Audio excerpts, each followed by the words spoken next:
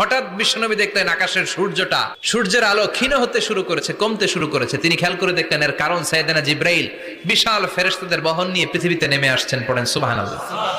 এসে বললেন, ইয়া রাসূলুল্লাহ, আমি 1,40,000 ফেরেশতা নিয়ে নেমে এসেছি। আপনি কি জানেন না, ঠিক একটু আগে মদিনাতে আপনার এক প্রিয় সাহাবা, তার নাম হচ্ছে মুআবিয়া ইবনে মুআবিয়া আল মুজানি, একটু আগে শেষ নিঃশ্বাস ত্যাগ করেছে। বিশ্বনবী তো অবাক, ঘটনা কি? কোন সাহাবীর গায়বানা জানা যায় তো ফেরেশতা নামে না আকাশের উপর থেকে? বিশ্বনবী জিজ্ঞেস করলেন, জিব্রাইল, কোন সাহাবীর গায়বানা জানা যায় তোমরা আকাশ থেকে এত ফেরেশতার বহর নিয়ে নামো নাই? কি এমন আমল করেছে আমার মুআবিয়া, কি এমন ভালো গুণ ছিল, ভালো আমল ছিল, যার কারণে আরশের উপরে তার এত সম্মান? আপনার এই প্রিয় সাহাবী হাঁটতে বসতে চলতে ফিরিতে সব সময় পড়তো কুল হুয়াল্লাহু আহাদ আল্লাহুস সামাদ লাম ইয়ালিদ ওয়া লাম ইউলাদ ওয়া লাম ইয়াকুল লাহু কুফুয়ান আহাদ।